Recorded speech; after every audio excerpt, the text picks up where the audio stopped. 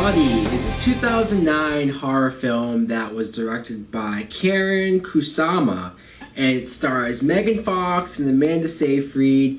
The plot is, well, it's Jennifer. Megan Fox plays Jennifer, who's this popular girl in high school.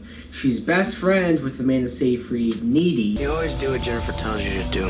It's just that I like the same things that she likes. One night, something goes horribly wrong with this local band who wants to become famous, so they sacrifice Jennifer, but because she's not a virgin, she becomes this demon-possessed, man-eating, crazed monster. You're killing people. No, I'm killing boys. So her best friend Needy has to figure out not only what the fuck's going on with her, but she has to figure out how to stop her from eating more boys. Now, what I think of Jennifer's Body is, I know 99, maybe 98% of the world hates this movie. They just flat out hate it.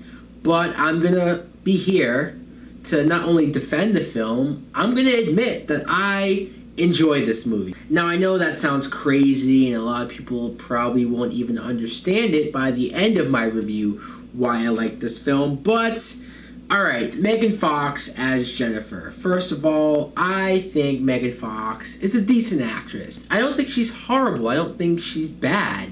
And I like her at the beginning. She's this slutty cheerleader type girl in high school. She pulls that off pretty well, which I know what you guys are thinking, but whatever. I think she pulls that off well. Hey, Jennifer, you look really pretty.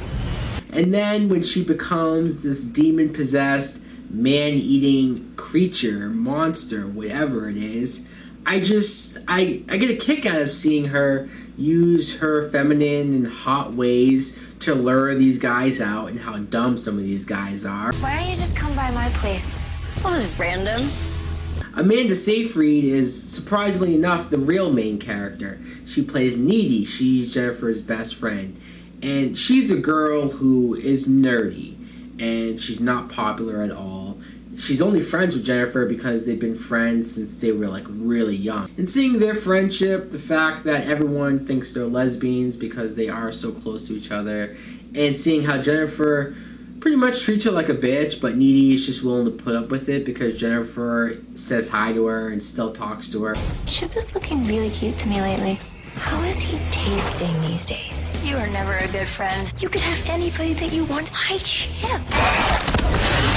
At the beginning is where you see this band, Low Shoulder, and they're playing at this local town bar or whatever, and their plan to get rich and famous is absurd. It's so crazy. They basically want to be Maroon 5, which I found hilarious, and how they set up this fire to burn down the place and killed who knows how many people that they killed.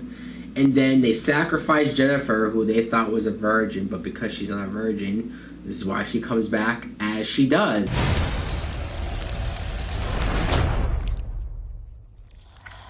But their whole plan, like, then they write a song about the tragedy, and they try to tell this story about how they sacrificed themselves to try to save people there. I'm like, this is the lowest form of act you can ever have any group do. And the lead singer of this group, played by Adam Brody, he's just too good at playing this douchebag type guy. Like the scene where they have Jennifer tied up and they're about to kill her, stab her with this knife, and he's about to do it, but then he stops and thinks of a song, like their future song that they're gonna write, and they're all singing and going off, and then he starts stabbing her and stabbing her. I'm like, wow.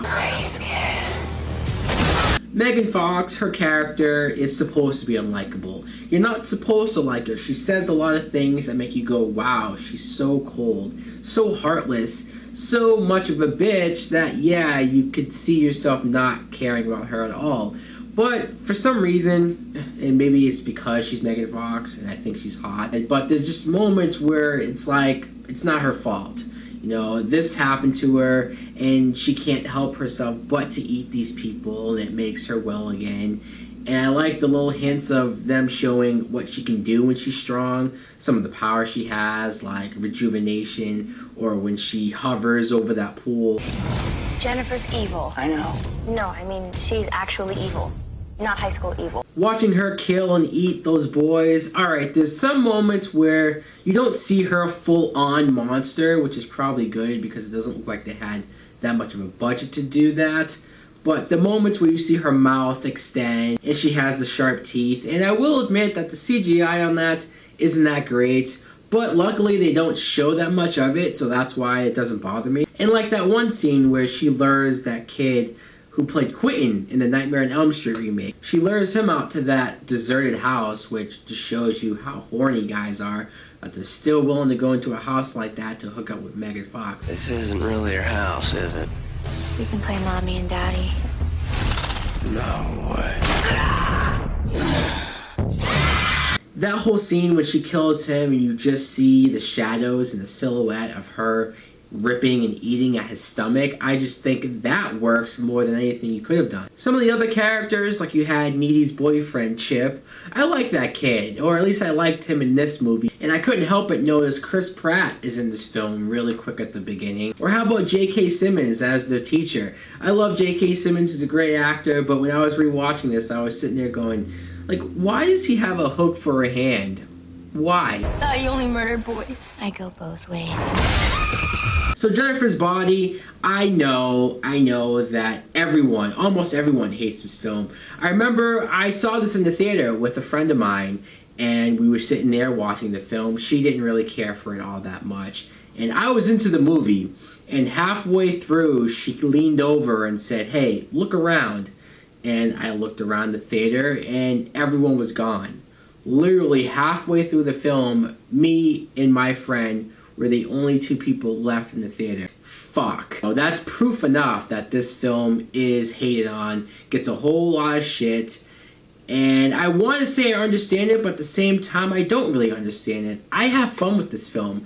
I think it's funny. Diablo Cody, who wrote this film, I think has some witty, funny dialogue for them to do. I love the relationship between Jennifer and Nitty. I just feel like they seem like a real female friendship.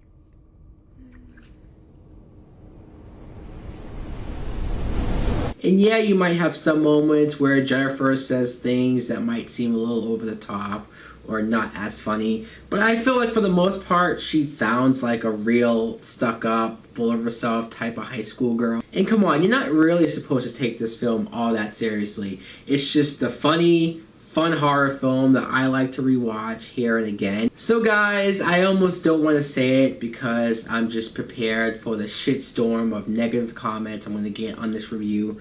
But either way, let me know in the comments below what you think of Jennifer's Body. Thanks for watching, guys. Like and subscribe. Later! I will finish you if I have to. Okay. You can barely finish gym class.